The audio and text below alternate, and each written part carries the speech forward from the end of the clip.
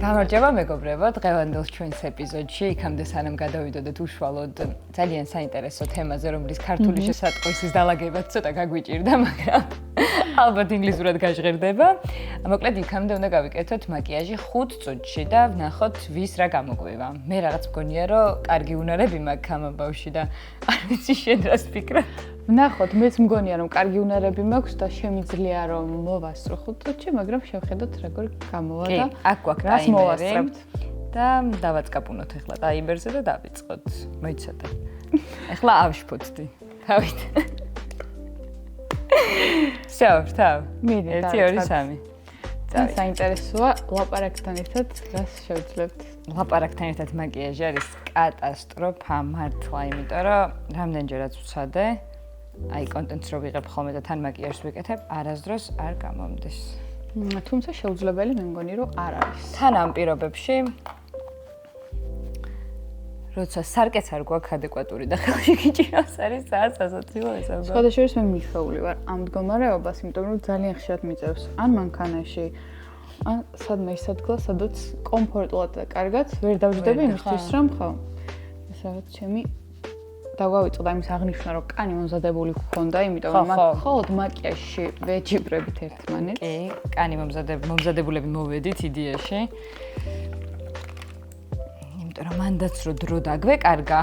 ხო, არა. ეგ ცოტა წარმოუდგენელია, რომ კანი 5 წუთი ხო გამორიცხულია მანდ გვეყოს. თან ჩაინიშნეთ, მოინიშნეთ ხრიკები, რომელიც გამოგადგებათ. კარგი მაკიაჟის გაკეთებისთვის. ჩემთვის მაგალითად ყველაზე მნიშვნელოვანი არის, რომ კანი იყოს კარგად მომზადებული, იქამდე სანამ რამე პროდუქტს დავიტან, იმიტომ რომ თუ არ ჩაიშალა და არ ჩაიბლენდა წესიერად, არაფერს აზრი არ აქვს და არ აქვს მნიშვნელობა რა ხარისხის პროდუქტი არის, ანუ აი ბიუჯეტური არის თუ არა ბიუჯეტური. თუ შიგნიდან კარგად დატენიანებული არ არის კანი, არც ერთი ვარიანტი არ ჯდება მერე სახეზე ლამაზად. გეთახვები, თუმცა ასევე მნიშვნელოვანია რა ბაზაზე არის დამზადებული დამატენიანებელი და განსაკუთრებით რთულია დამცავზე მუშავა. ამ ტუთას მე მზისგან დამცავიც მისვია, რომელიც ცოტა მირთულებს ამ ყველაფრის ჩაშლას. კარგად ხო გაბლენდოს და იმისთვის რომ კანზე კარგად დაждდეს, კანზე მუშაობა ფუნჯით თუ სპონჟით, ვისაც რა უყვარს. იმის მიხედვით საკმაოდ რთულია, მაგრამ ისევ და ისევ არის შეუძლებელი ხო.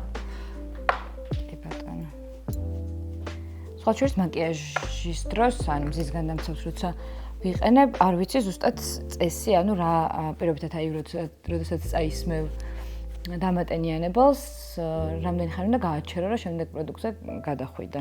ალბათ მანდაც აი მზისგან დამცავთან ეგ წესი გამოგვადგებოდა იკეაში. კი, იმიტომ რომ მაინც ინდივიდუალურია, პრინციპში უმჯობესია რომ ყველა მიცოდეს თავისი კანის ტიპი აუცილებლად, იმიტომ რომ დამცავიც ამის მიხედვით უნდა შეირჩეს და დამატენიანებელიც და ყველა პროდუქტი აბსოლუტურად და გარდა ამისა უნდა ვიცოდეთ, აი ისე რაც უკვე ვახსენე, რის ბაზაზეა დამზადებული დამატენიანებელი თუ დამცავი, იმიტომ რომ ხშირად არის რომ იქერცლება პროდუქტი, არ რჩება კანზე კარგად, ან რაღაცა თითქოს კარგად ვერ ჯდება ერთმანეთში ეს ორი რაღაცა ერთმანეთზე, რასაც ვუსვამთ, ასე რომ ეს ყველაფერი წინასწარ უნდა იყოს კარგად გარკვეული და სილიკონის ბაზაზე თუ არ მეშლება, მოკლედ ან წყლის ბაზაზე არსებობს პრაიმერი და ტონალური და მოკლედ რაღაც სხვა ბაზაზე და ეგორი თუ აიჭრა ერთმანეთთან. ქიმიურ ბაზებზეც არის ისი რა ქვია, წყლის ბაზაზეც და არის სილიკონის ბაზაზეც, ასე რომ მან ვარჩევთ უკვე კანის ტიპის და მიხედვით.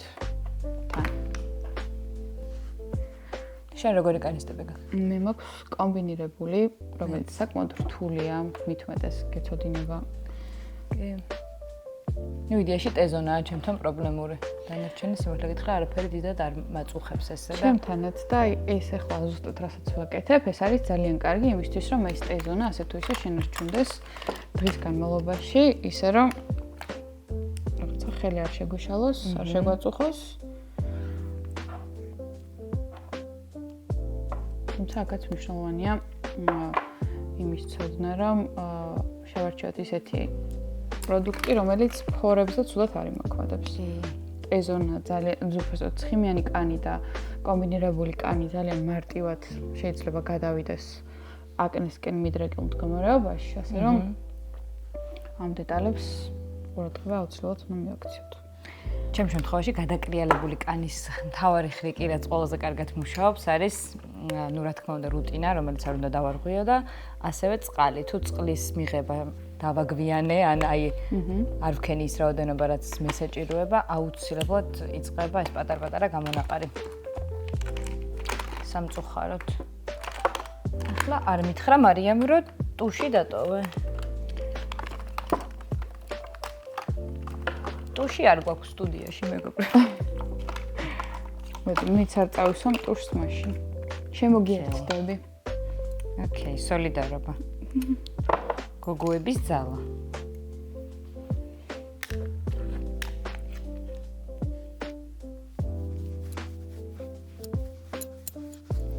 ეს არის ჩემი აზრით კიდევ ერთი კარგი მაგალითი იმის, თუ აი სადა და ყოველდღიური მაკიაჟიც რამდენად სხვადასხვანაირი შეიძლება იყოს. იმიტომ რომ არც ერთის არ არის რაღაც საღამოს და ძიმე მაკიაჟი, მაგრამ ორივე საერთოდ სხვადასხვა ტიპის პროდუქტებს ვიყენებთ. კი, აბსოლუტურად. და შესახედათაც საერთოდ სხვადასხვა ამბავი გამოდის. უნდა აღნიშნო, რომ ბლაში არის ჩემი ყველაზე დიდი პრობლემა. სამწუხაროდ, რატო? ვერ იხდენ ბლაშს. მაგრამ დღეს იქნება ამისი დემონსტრაცია, რომ ხო, ერთად კი ფერთან რა თქმა უნდა. იმიტომ რომ ალბათ ბუნებრივად რადგან მაქვს ვარდისფერი ქვეწონი კანი, აქედან გამომდინარე ნებისმიერი ბლაში ჩემზე ჯდება ძალიან ისე ცუდად. მაგრამ აი ეს კონკრეტული ფერი, რომელიც არ ვიცი ეს კამერა შემდგენად გამოჩნდება, პრობლემურ თეთრ კანზე ისე და ნორმალურად ჯდება თან ვისაც აწუხებს თქვა რაღაც კანის სიწითლე. ბევრი ხო არ მომივიდა, ვერ ავღებქვა რას ვაკეთებ. ჩვენა? კარგად პრიალებ. არა ის არა ლამაზი. გლოუ ხო? კი. მოვრჩი. მეც დავასრულე. ვაი, მე კი 6 წუთი და დაგვავიწყდა საერთოდ ეს ნაირი რა ჩართული. ოკეი. არ ყავს მეგობრებო, ფრედ დასრულდა შენი შეხვედრა. ეგ არის რა, მაკიაჟს რო დაიწყებ, მე ძალიან ძნელია დრო აკონტროლო და თან გიყვარს და სიამოვნებას იღებ ამ პროცესით, ძალიან რთულია ის რო ისაღაც დაასრულო. მე ზოგადად რაღაცის შესწორება გინდება. მე ერთ შტრიხს დავამატებ, რომელიც ცოტა ხნის წინ აღმოვაჩინე. ანანო, რა არის ცოდი 20 წლის ასაკში. პირველი რა გახსენდება? მე მაკიაჟი. აი მე სახის მოლა.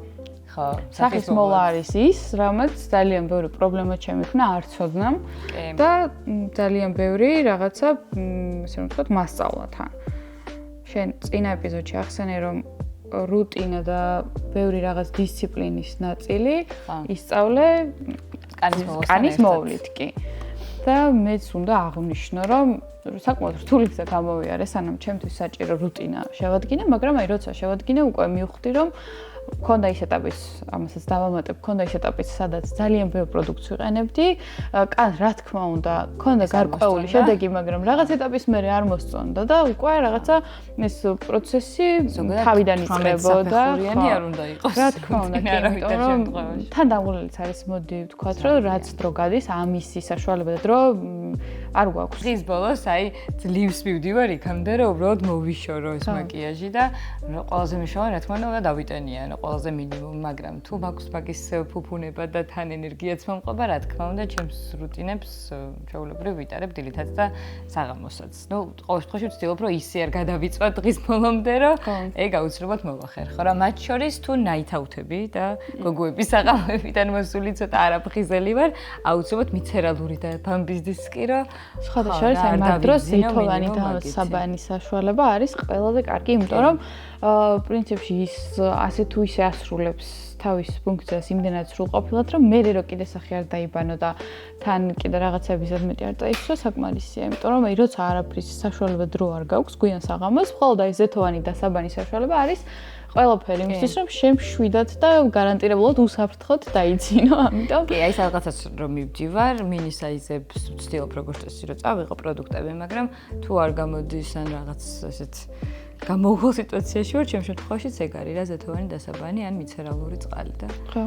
რაღაცნაირად ვიგვარებ. თუმცა ამბობენ რომ მიცერალური შეიძლება არასრულყოფილად აშორებდეს მაგას და დაბანა მდინარე ხო საჭიროა. სხვა შორის ძალიან დიდი სხვაობა შემჩნია ჩემი კანის მდგომარეობაში, მას შემდეგ რაც გადავედი სრულად მზეთოვან დასაბანზე და აღარ ვიყენებ მიცერალურს, იმიტომ რომ იმას რატომღაც ქონდა ბევრი სხვადასხვა ვცოდე კანის ტიპის მიხედვით, მაგრამ ყოველთვის ან კანის სიმშრალე, ან გარკვეულ ადგილებში გაღიზიანება, სიწითლე, მერე თვალთან ყველა არ შეიძლება და აი ძალიან ბევრი სხვადასხვა დეტალი არის, რისი გათვალისწინებაც გჭირდება იმისთვის, რომ სრულყოფილი და კარგი შედეგი მიიღო, მაგრამ შესაძლებელია ისევ და ისევ იქამდე უნდა მიხვიდე სწორი გზით, სწორად არჩეული პროდუქტით და საბოლოო ჯამში იღებ იმ შედეგს, რაც გჭირდება რა. კი. მოკლედ დღევანდელი ჩვენი პოდკასტის მთავარი თემა, რასაც გვინდა რომ ვისაუბროთ, არის ქართულად მოდი ასე ვთქვათ, შეცდომები და აი ეს ფაქტები და ბევრი გაკვეთილი, ესე რომ ვთქვათ, რაც ვისურვებდი რომ ცოდნოდა 20 წლის ასაკში. რომ ის შეცდომები აღარ გამემეორებინა, იქნება ეს ისევ და ისევ თავის მოვლის კუთხით, იქნება ეს ურთიერთობების თვალსაზრისით, თვითგანვითარების თვალსაზრისით და ასე შემდეგ ამ ყველაფერზე ახლა დეტალურად ვისაუბროთ და გავუზიაროთ ერთმანეთს გამოცდილებები. იმიტომ რომ ვფიქრობ, რაც არ უნდა სხვადასხვანაირი ცხოვრება გქონდეს და რაც არ უნდა სრულად სხვადასხვა გზას გავდიოდეთ, არის რაღაცები, რასაც ყველა რაღაცა ცხოვრების ერთ ეტაპზე უცებ ვსწავლობთ, უცებ ვიგებთ და უცებ ვიაზრებთ და მე რო ვფიქრობთ, რომ რა კარგი იქნებოდა, რომ ვიღაცას ეს ჩვენთვის ეთქვა და რა კარგი იქნებოდა, რომ ეს ვიღაცას ცოტა ადრე ესწავლებინა და გაიზიარებინა. გამოცდილება, რომ ეს შეცდომა არ დამეშვა, რომ დრო არ დამეკარგა, იმიტომ რომ ალბათ ყველაზე ესეთი სენსიტიური საკითხი რაც არის ადამიანის და ვიტყოდი რომ განსაკუთრებით გოგოს ცხოვრებაში ეს არის დრო. დრო. კი ბატონო. ნამდვილად დრო. ჩემ შემთხვევაშიც ალბათ აი მე მინდა გავმახვილდე უფრო იმაზე, რომ პირველი რასაც მოვისმენდი, ეხლა რომ ვიყოთ 18-ის და 20-ის, არის ის, რომ არ გჭირდება ვალიდაციები და არ გჭირდება აი ყველასგან ტაშის ყვრა და ეგრეთ წოდებული ეპრუვალი და ამის გასააზრებლად დამჭირდა ალბათ ძალიან ბევრი წელი. თითქმის ბოლო წელიწადნახევარია იდეაში, როცა მივედი იმ მაინდსეტი ქართულად როგორ უნდა ვთქვათ, იმ შეგნებამდე, რომ რეალურად მე ამ რაღაცებს, რასაც ჩემ თავს ვუკეთებ, მხოლოდ მე ვარ საკმარისი და არ მჭირდება, მოკლედ, ყველას ვერ მოვეწონები. აი ამ ფრაზას ხო ძალიან ხშირად ვისმენთ, ადრეც ვისმენდით, ახლაც ვისმენთ, მაგრამ ბოლომდე გამჯდარი ჩემში პირადად არ იყო და მგონია, რომ ზუსტად ჩემმა საქმიანობამ გამზარდა პიროვნულად ამ მიმართულებით, რომ ეგ შეგნებაც მომცა და ეხლა ბევრად უფრო კარგად გრძნობ თავს, ვიდრე პირობითად 24 წლის მარიამი გრძნობდა.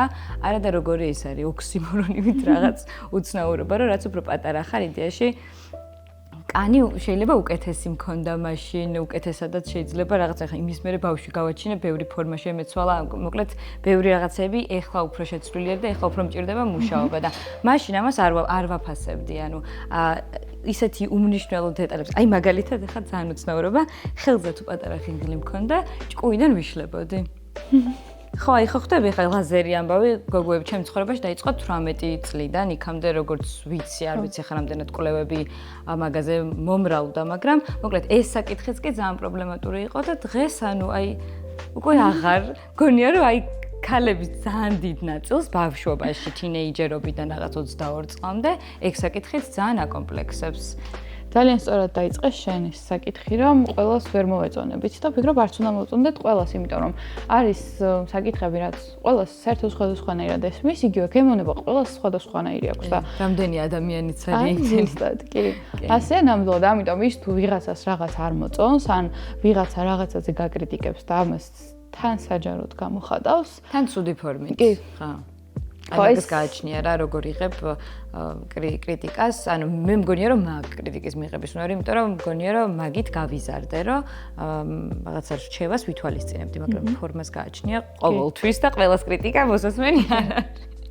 ნამდვილად ესე, იმიტომ რომ ბევრს შეიძლება რაღაც ცუდად შეიძლება, მაგრამ აი შურია თუ რა ქვია, არ ვიცი, მოდი შენ დაარქვა ის რომ რაღაცა ვიღაცას აქვს, რაც შენ არ გაქვს და ამას აღიქვამ რომ შენ ეს არ გაქვს, მაგრამ შეიძლება გქონდეს და შეიძლება ამას მიაღწიო, შეიძლება ეს ცოტა რაღაც გაღიზიანებული ფორმით თან საჯაროდ ძალიან მარტივად გამოხატო.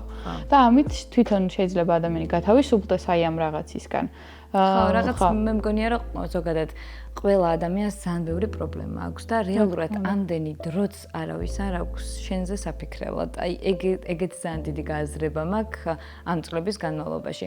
ადრე თუ აი ვფიქრობდი იმას, რომ აი ყველას აზრი მაინტერესებდა, ვინ რას იფიქრებდა ჩემზე, დღეს მგონია რომ ვინმე თუ ჩემს მიმართ არათბილ, ან უყურადღებო, ან რაღაც ცოტა ცივ ემოციას გამოხატავს, მგონია რომ ამ ადამიანებს თავიანთი ძალიან ბევრი სადარდებელი აქვთ და ანუ აი შენ მეც არ მაინტერესებს ყველასი და ყველას მიმართ შეიძლება თანაბრად კეთილგანწყობილება ვერ გამოვხატო. რა თქმა უნდა. და ფიზიკურად მაგის, რა ვიცი, რესურსი, ენერგია არ მქონდეს, რომ ყველასთვის თანაბრად კარგი ადამიანი ვიყო და დარწმუნებული ვარ, რომ არც უნდა იყოს, ეს სწორია პირიქით, იმიტომ რომ ეს იმ ადამიანსაც ეხმარება, რომ იქნებ სადღაც გაიაზროს, რომ როცა გაიგნორებენ და ამ ყველაფერს არ აღიქვამენ სერიოზულად და მნიშვნელოვნად იქნებ დაასრულებენ რაღაც სიბოროტის გამოხატვა, იმიტომ რომ მარტო შენ გუნებს ის საბოლოო ჯამში. ანუ ადამიანი რასაც ლაპარაკობ, მარტო შენ თავზე ლაპარაკობ, მაგ ყველა სიტყვით. და სხვასაც რასაც უგზავნი, აი თუნდაც ამ ბოროტულ მესიჯს, ხო, ანუ შენი თავის გამოხატულებაა და შენზე მეტს ამბობ, ვიდრე იმ ადამიანზე. და შენი მდგომარეობის, იმიტომ რომ თუ ცუდად გამოიყურება, თუ რაღაცას ცუდად აკეთებს, რატო გინდა რომ ამითი კიდევ უფრო გაამწარო? მაშინ შენ თუ კარგი გინდა და თუ გინდა რომ შეიცვალოს ეს, სხვა ფორმა მიეცი და საერთოდ სხვანაირად მიაწოდე იმისთვის, რომ გამოასწოროს. მაგრამ შენ თუ უბრალოდ ის გინდა რომ ეს რაღაც გადაიტანოს სხვაზე, ეს მდგომარეობა ამ დროს არის რომ უკვე რაღაც ცოტა გაღიზიანებული, ცოტა აგრესიული და რაღაც არაკორექტული ფორმით აწვდი ადამიანს, რომელსაც სულ რო რაიმე დაუშაო, შენ არაფერი მოგემატება.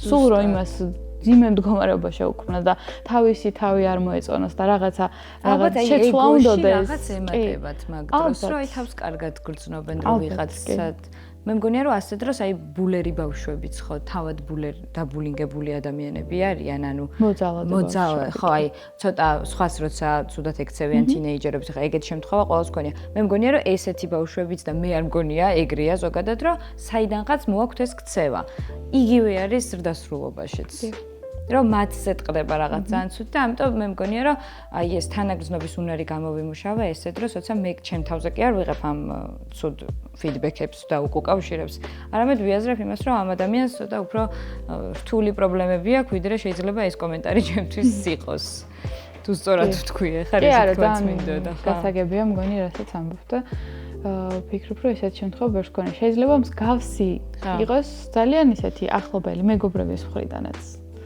და დარწმუნებული ვარ, ბევრს ეგ გულსატკენია. გულსატკენია, თუმცა ესეც ასევე მეტყოლებს იმ ადამიანის მდგომარეობაზე. როცა მეგობარს ცუდი აქვს სათქმელი და ამას ცოტა თითქოს სიხარულით გეუბნება და თითქოს ამაში რაღაც ენთუზიაზმს ხედავ შენ. ძალიან სევდიანია და ძალიან ესე რომ ვთქვათ, სხვა რაკურსით მიყავს მე ურთიერთობები. და მოდი ვაღიაროთ, რომ ესეთი გამოცდილებები საკმაოდ ბევრია და თუ ვინმეს არ აქვს ის უბრალოდ იღბლიანია ძალიან და ძალიან გაუმართლა მეგობრებში და ყავს ნამდვილი მეგობრები, იმიტომ რომ როგორც წესი, აი ზუსტად ამას აქვს, რაღაცა 18 წლიდან 22 წლამდე როგორც წესი, ესეთი ურთიერთობები ძალიან იმრავლებს ხოლმე, უფრო და უფრო იღვიძებს ესეთი ადამიანების ესეთი თვისებები და რა თქმა უნდა სანამ გაიაზრებ, რომ ეს ურთიერთობა დასასრულებელია და ეს ადამიანი შენ ცხოვრებაში არ უნდა იყოს, უბრალოდ შეიძლება ასეთი დოზით არ უნდა იყოს და სრულიად არ მოყვეთო, მაგრამ აი ის რომ რაღაც დონეზე უნდა შეიზღუდოს, ამას ცოტა გვიანი აზრებ. მით უმეტეს თუ ხარ ისეთი ემპათიური ადამიანი, ესე რომ ვთქვათ და ადვილად შეგიძლია აპატიო ბევრი რამე, ხა, როგორც წესი, ესე დიდხანს მოყვება ხოლმე და რაც უფრო დიდხანს გრძელდება, უფრო რთულად სრულდება. მე მგონია რომ მეორე გაკვეთილი ეგ შეიძლება ვახსენოთ ზუსტად, რომ ვერ გამოგყვება, ანუ ურთიერთობები თუ რაღაც ეტაპზე გაჩერდება ამ 20-იანების პერიოდში, ანუ ჩვენთვის ამ პერიოდში, მგონია რომ ძალიან ბუნებრივია და ამას არ უნდა მივანიჭოთ ძალიან დიდი მნიშვნელობა და უფრო სწორად იცი არის გულსატკენია და ბუნებრივია რომ ამაზე ცუდად ვიგრძნოთ თავი. უბრალოდ ძალიან ისეთი კარგი ვიდეო გამახსენდა ამას წინათ შემხვდა მე თუ შენ მეგობრად დაგკარგე, არ ნიშნავს იმათ, რომ შენ მე მტრად შემიძინე. ანუ იყავი, ძალიან კარგი ნათქვამია. ანუ იყავი შენთვის, მე მინდა მართლა ვისთანაც თუნდაც ბავშვობაში ან შემდეგ გამიწყვიტავს ურთიერთობა, რაც ბუნებრივია, იმიტომ რომ ვიზრდებით, შეიძლება სულ არ ყოფილიყოს კონფლიქტი და რაღაც ცუდი ნათქვამიც ისე შეგვეცვალოს ხედვები და მიმართულებები ცხოვრებაში და მოხდეს ეს ჩვენი გზების გაყრა.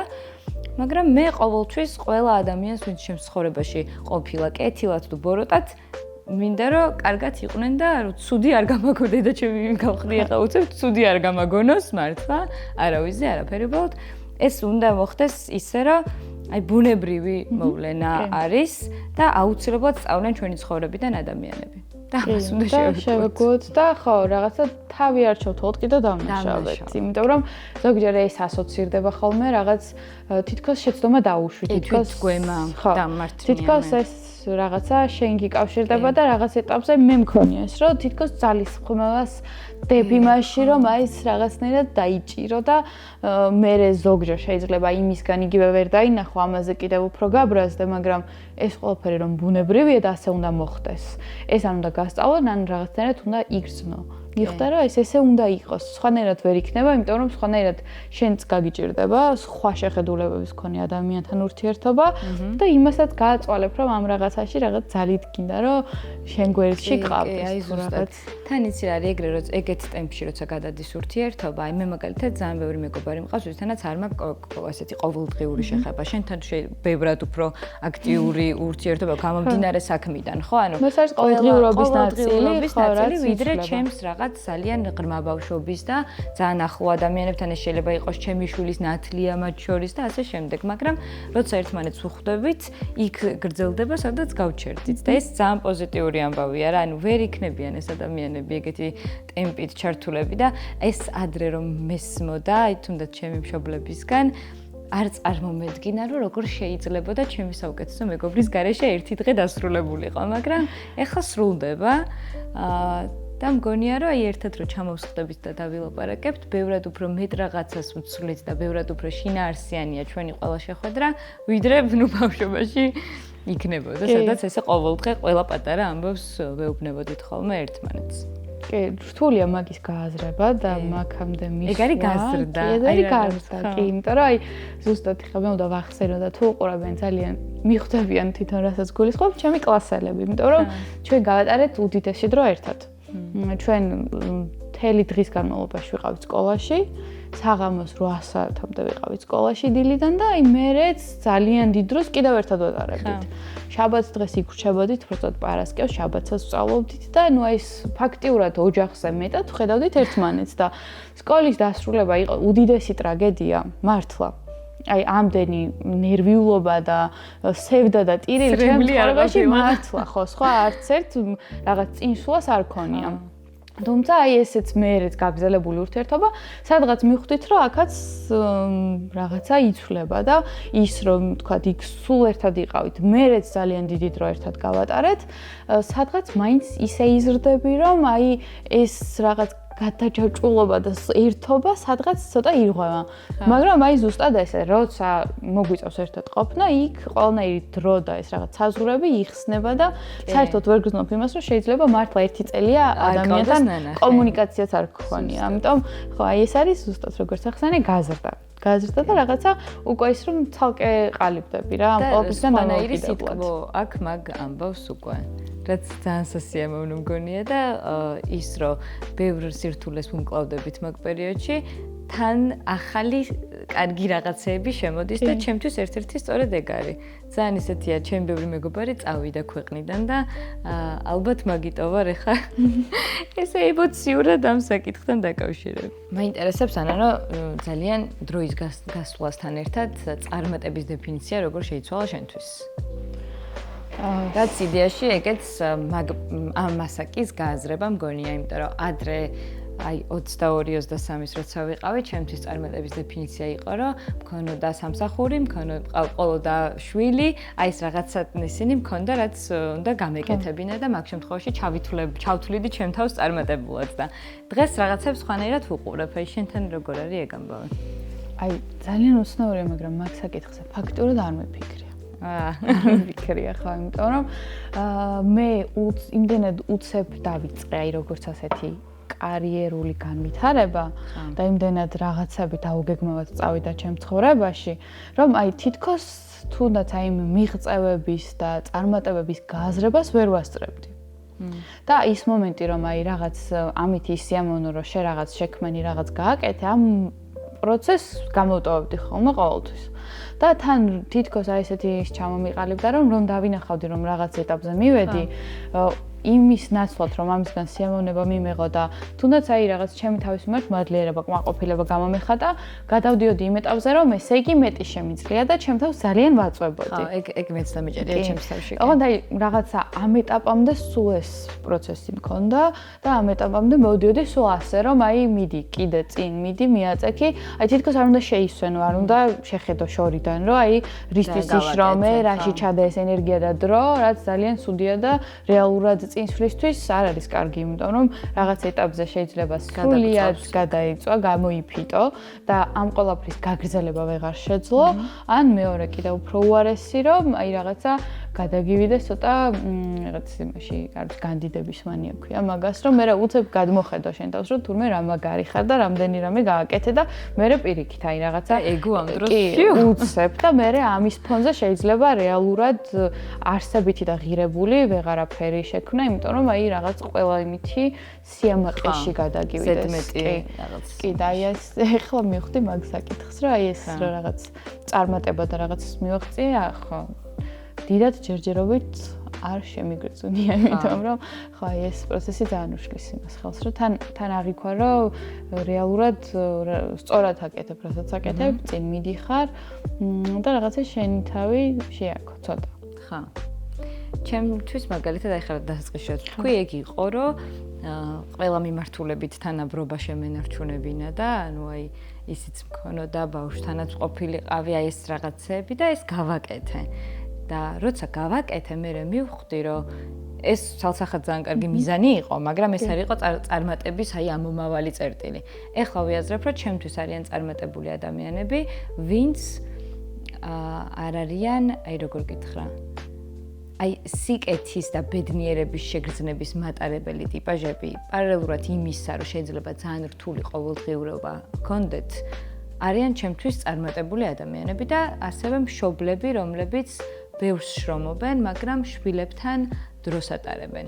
აი ეხლა ამ გადმოსახედიდან, ვისაც ცხოვრებაში აქვს ბალანსი, აი ეს ადამიანები არიან ჩემთვის წარმატებული ადამიანები და ზუსტად მაგ ბალანსისკენ ახალი მიზანი მაქვს დასახული, რომ ხო, ეს რაღაცეები დავიბალანსო.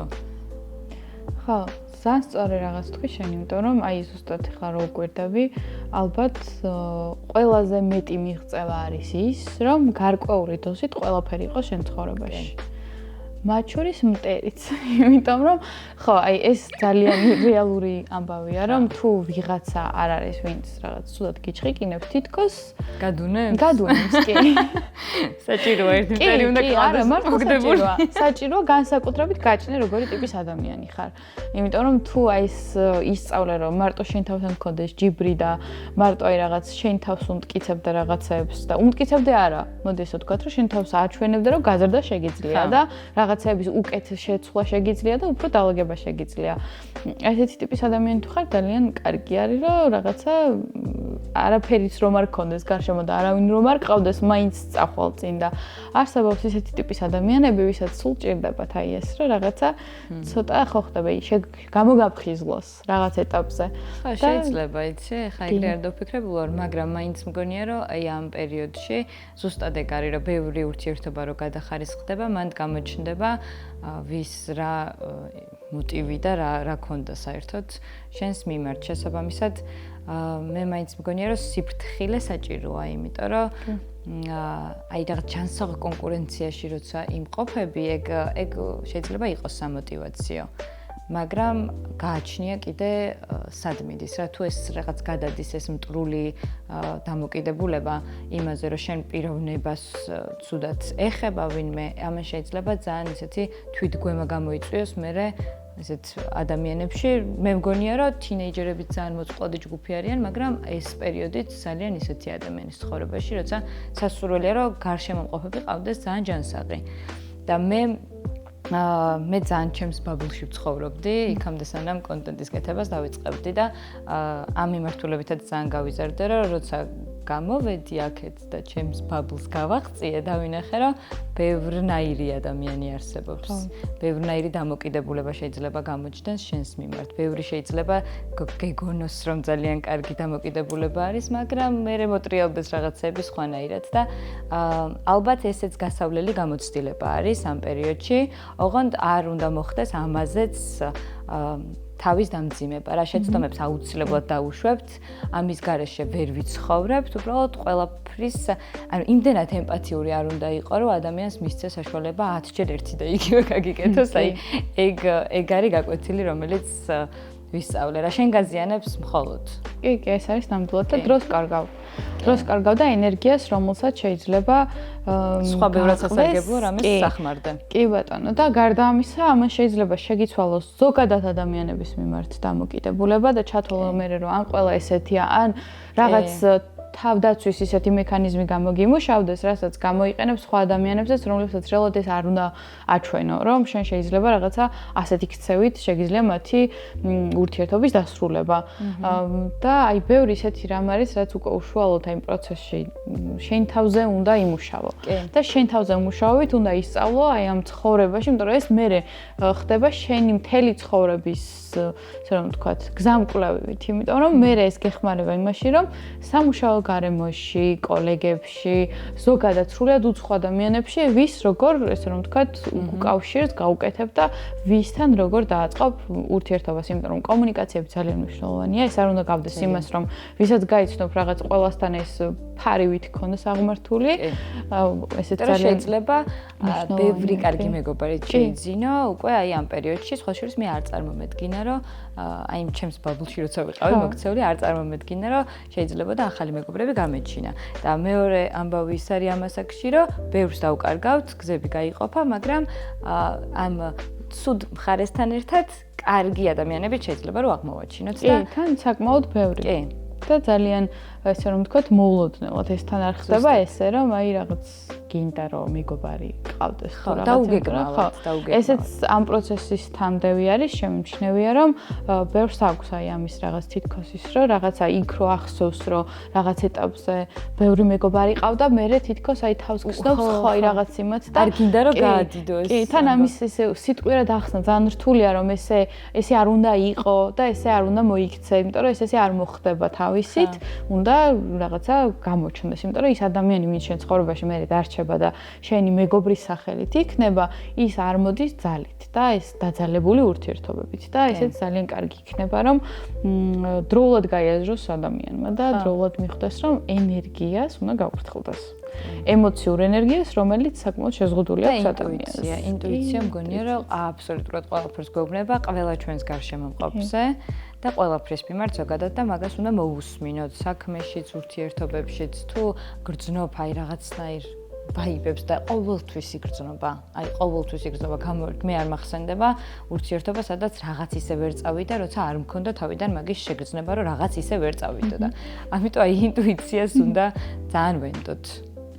კი, ინტუიცია და აი ალბათ ესეც რაღაც ცოტა განსაკუთრებული უნარია ჩემი აზრით, მაგრამ ვისაც აქვს უნდა გამოიყენოს, რომ ადამიანის გაცნობისას თითქოს რაღაც არის თუ არა რიგზე, ამას გრძნობ გაცნობის პროცესში და იმ ადამიანის, თქო, არ გულისხმობ გამარჯობა და მე ვქვია ეს პროცესი.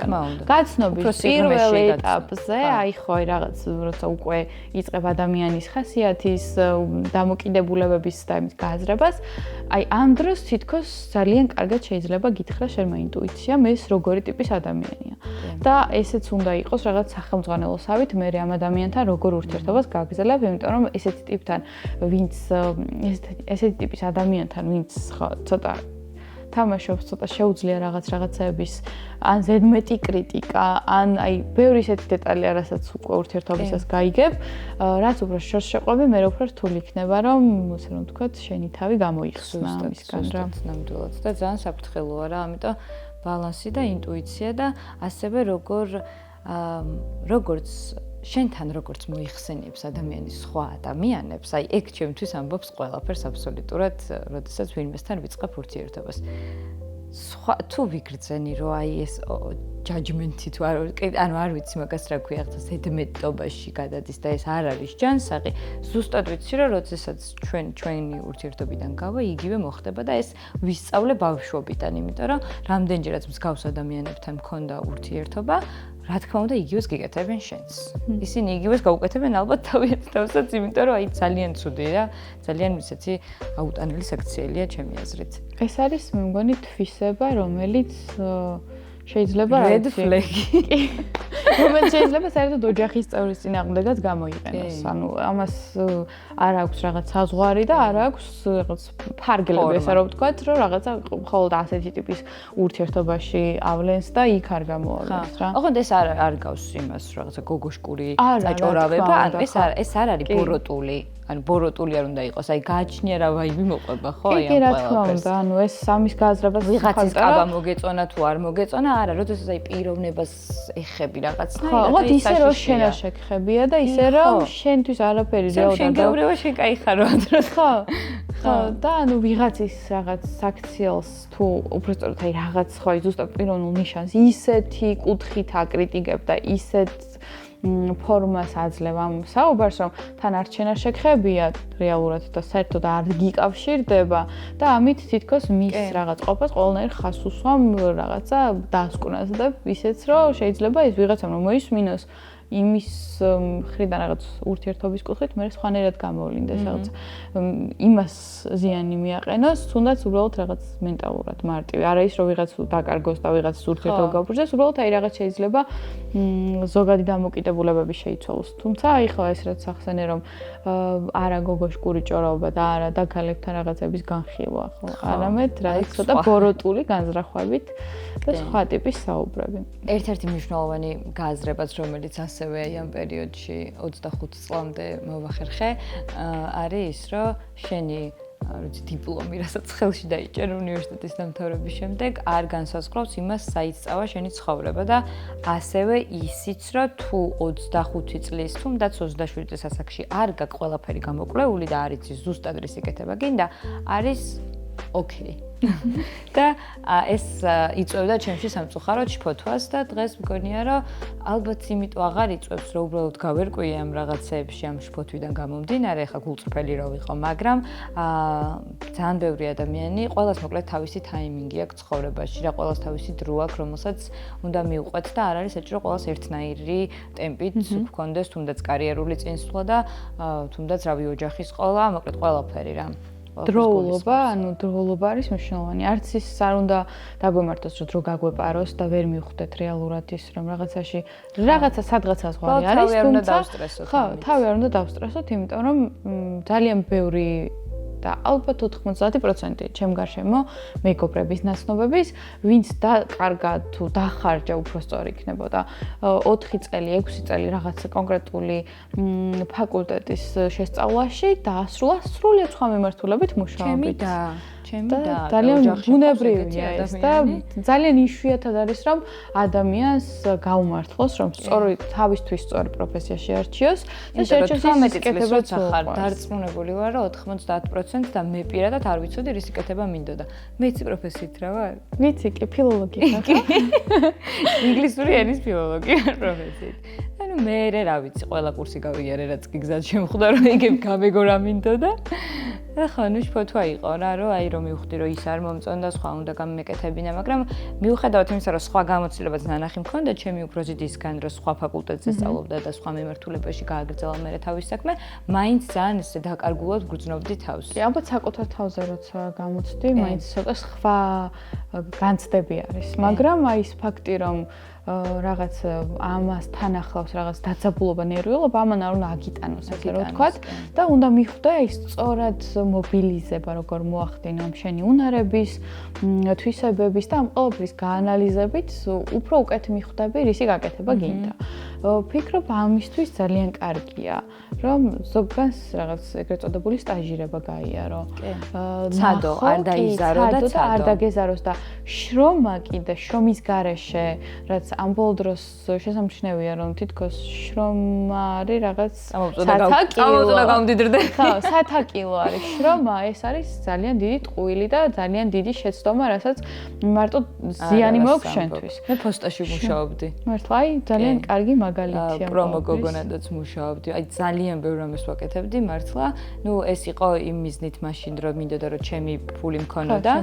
მეგრე შემდეგ უკვე იყო უკვე კარიერაზე ფიქრი, რომ აი რას გავაკეთებ საბოლოოდ ეს. მოკლედ არ ვიცი, ძალიან ბევრ რამეს ვაკეთებდი და მოსწავლეც მყავდა, ვაიმე ისეთი საყარელი მოსწავლე ყავდა, ეხლა გავახცე. მაგრამ ყველაფერს მივედმოვედებოდი და ყველას გირჩევთ რომ ყველაფერს მიედმოვედეთ. კი, და ალბათ ამაში ჩადოთ ენერგია, დრო, რესურსი და ეს ცადოთ რომ იმუშაოთ, აი სამუშაო პროცესშიც კი არა რომ მარტო გარემოს დააკვირდო, თქვათ, მოგწონს თუ არ მოგწონს ის, რასაც აკეთებენ სხვები, შენ თვითონ ნახო აი ამ შრომას რამდენად როგორ თქვა აიტან ერთი, იმიტომ რომ ესეც მშვენია, არ უნდა იმოქმედოს ამ ნერვულ სისტემაზე, იმიტომ რომ ესეც ძალიან ისეთი არის რაღაც გავრცელებული რომ ვარ და ჩემი ნაშრომი რომ არ ვითარ შემთხვევაში ძალიან კარგი ეს არის ძალიან კარგი გამოცდილება და აუცილებლად ყოველ უნდა გამოცადოს აი ეს შრომას როცა ჩადებ რაღაცაში რამდენად ქსიამონოს პროცესი დაღლაც უნდა ახდეს თან აუცილებლად აღოთ ეს დაღლა არ უნდა იყოს გამოფიტვა და ამასთან ერთად შენ იზრდები ისედაც ძალიან ბევრი რამე შეიძლება სულ რომ არ დარჩე იმ სფეროში იმდენ რამე შეიძლება ამას დროთა განმავლობაში გამოავლენ და დროთა განმავლობაში აღიქვამ რომ შენ რეალურად ძალიან ბევრი კარგი რამე შეიძლება იმ თუნდაც ვითომ დაკარგულ რაღაც რამდენიმე თვეში თუ ერთ-ორ წელში. ამას არ ვქნევ. თინეიჯერობაში ვიყავი ბავშვი, რომელსაც ტელეფონის აღების შიში ჰქონდა, იცი და დღეს აგერ აქ ვზივარ და ვლაპარაკობ. აი იმ მორცხვი გოგოდან აქამდე მოსასვლელად ძალიან ბევრი რაღაც უნდა გამეკეთებინა და აი ეს შინაგანი ძალა უნდა ნახოს ყველამ, რომ თავიანთი გზა გაიკვალონ. ოღონდ თუ 25 წლამდე ან 30 წლამდე ეს ვერ მოახერხე, არც მაშინ არ დაიქცევა ქვეყანა, შეიძლება ნელი ნაბიჯებით მოხდეს ეს ყველაფერი. თუმცა ეს არის რომ წინიარო. უნდა ვიაროთ ფრთხილად, ნელა მშვიდად თან ისე რომ ჩვენს მენტალურ ჯანმრთელობას და ჩვენს შინაგან განწყობას, ბედნიერების შეგრძნებას, აი ამ რაღაცებზე დარტყმა არ უნდა წამოვიდეს. მე მგონია რომ ეგ არის რაღაცა ესეთი სიმშვიდის და ერთხელ ვცხოვრობთ ადამიანები და სიმშვიდეში უნდა ვიცხოვროთ და ეს კომფორტი ჩვენს თავს უნდა მივცეთ რა. ნამდვილად, ამიტომ ძალიან ისე რომ შევაჯამოთ და ხაზი გავუსვათ ამ ყველაფერს არის ის რომ დრო შეზღუდული გვაქვს, მაგრამ გვაქვს. და გაკვეთილი უნდა იყოს გაკვეთილი, რომლითაც შენ მიიღებ კონკრეტულ ცოდნას, პრაქტიკულ ცოდნას, რომელსაც შემდგომში გამოიყენებ და როცა ადამიანი დაუშვებს ისეთ შეცდომას, რომელმაც შენ გარკვეული ზიანი მოგაყენა, შეიძლება იყოს სრულად უბრალოდ რაღაც ემოციური ზიანი, იმითიც შენ უნდა მიიღო გაკვეთილი. კი, და სხვის იქცევის განმარტებებს არ უნდა შეეცადო არასდროს, რომ აი ეკნებ ესე არ უნდა და არასდროს ამით მართლა ყოველთვის დროს დაკარგავდა ადამიანი, რომელსაც შეუძლია გული ერთხელ გატყინოს, ის ამას მეორედაც გააკეთებს და რამდენჯერაც მისცემს შანსს, იმდენჯერ გაიმეორებს, ასე რომ მოუფრთხილდით თავს, მოუფრთხილდით დროს, თქვენს ენერგეტიკას, კი. და მოუფრთხილდით აი იმ მდგომარეობას, იმ რაღაც ზოგადად ემოციურ მდგომარეობას, რაც გაქვთ და შეინარჩუნეთ აი სიმშვიდე, რაც უფრო მეტად ზრუნავ იმაზე, რომ შენი ცხოვრება იყოს მშვიდი და ტემპი იყოს ისეთი, რასაც შეგიძლია აყვე და ამაზე სწრაფი და ამაზე დატვირთული არ იყოს, უფრო ბედნიერი იქნები და უფრო კარგად დააბალანსო. და დროც გექნება იმისი, რომ გაერთო და ამასაკში აუცილებლად უნდა გავერთოთ. კი, აუცილებლად და აუცილებლად ამასაც ვიტყვი. ზომიერების ფარგლებში, იმიტომ რომ ზოგჯერ შეიძლება ძალიან დიდი ენერგია დავუთმოთ და ვიტყვი რომ შევწიროთ ამ პროცესს და საბოლოო ჯამში რაღაცა დავზიანდეთ, იმიტომ რომ მე მქონია ამის გამოცდილება, რომ აი ამ ბალანსში რომ თითქოს აი ესეც გაქვს, რომ ეს გართობაც უნდა მოასწრო, აი ესეთი მიდგომა, ხო? როცა გაგიხარდება. კი, აი ეს უნდა მოასწრო, არაფერს არ უხდება, ესე რომ ვთქვათ, რომ აი უნდა მოასწრო, იმიტომ რომ ეს შეცდომასაც დაგვაშვებინებს და არასწორ გადაწყვეტილებასაც მიგვაღებინებს ჩემი აზრით. მინდაზე ორიენტირებულები უნდა ვიყოთ. კი, მინდაზე და საჭიროაზეც, იმიტომ რომ რაღაცა ხო, რაც საჭიროა, რაც გინდა და რაც საჭიროა, ამისი კოლაბორაცია და კომბინაცია არის იდეალური მშვიდი და ბედნიერი ცხოვრების. ნამდვილად. სულ ეს იყო ჩვენი დღევანდელი ეპიზოდი, იმედია ძალიან მოგეწონათ.